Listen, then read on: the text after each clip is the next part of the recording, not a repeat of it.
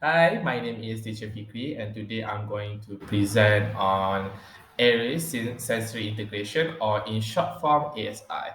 So, actually, ASI is one of the intervention we as an occupational therapist use for autism with sensory processing disorder.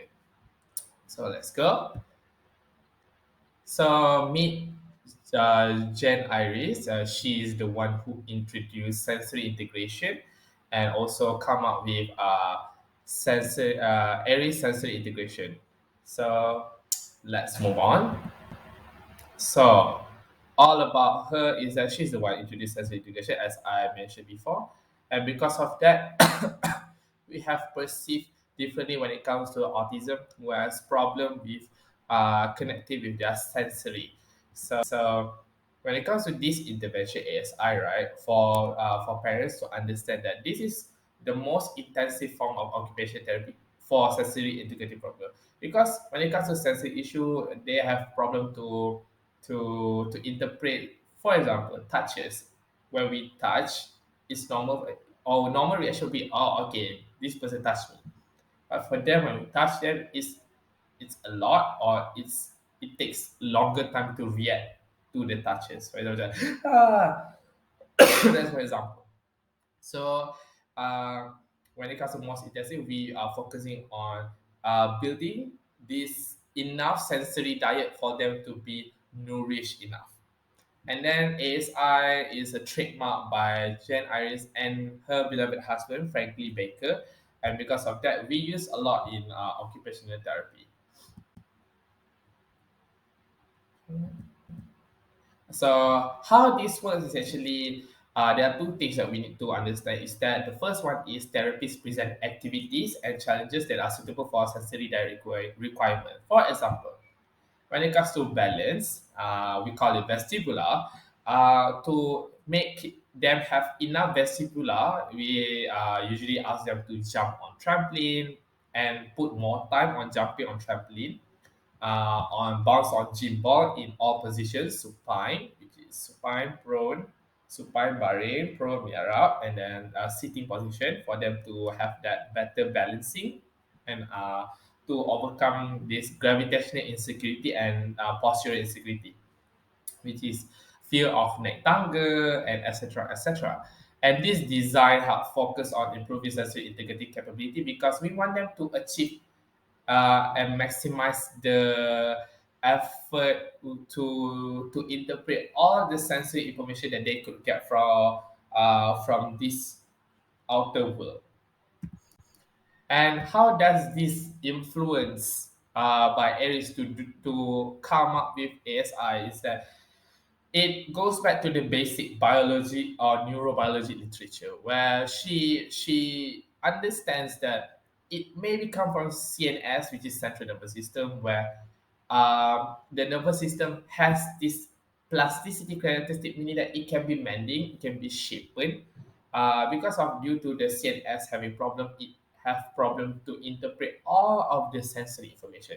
And with this, she come up with ASI that helps to rebalance back all the sensory input that they should have gotten for their development.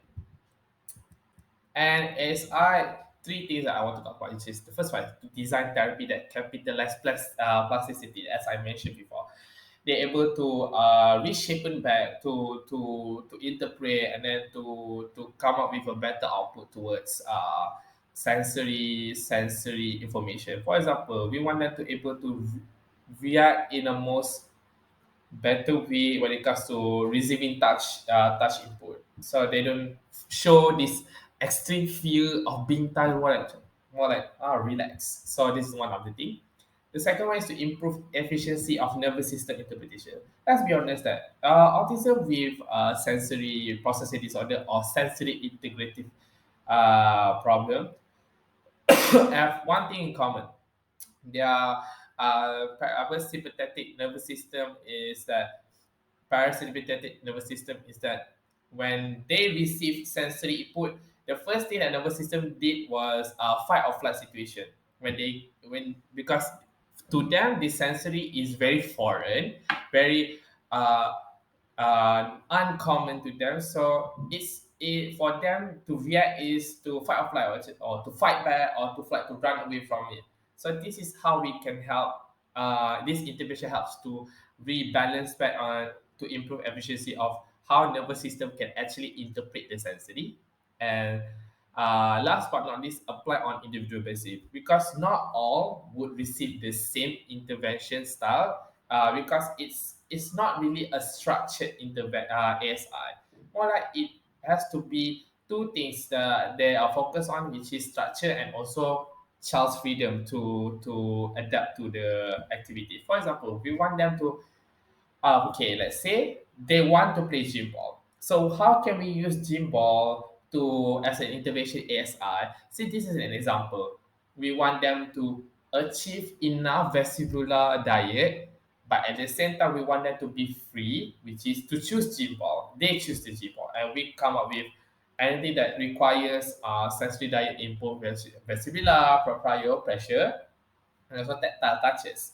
So this is the most interesting thing about intervention of ASI is that we want them to always get enough sensory diet to be able to develop further and to be able to have skills that is important to survive in this world. For example, when this diet is enough, gross motor can be shaped to have skills, and because of that, we can focus on fine motor, on finger manipulation and hand skills, and then able to do the daily routine like open the door, uh, self help, wash hands, and etc. etc. So that's all from me. Thank you.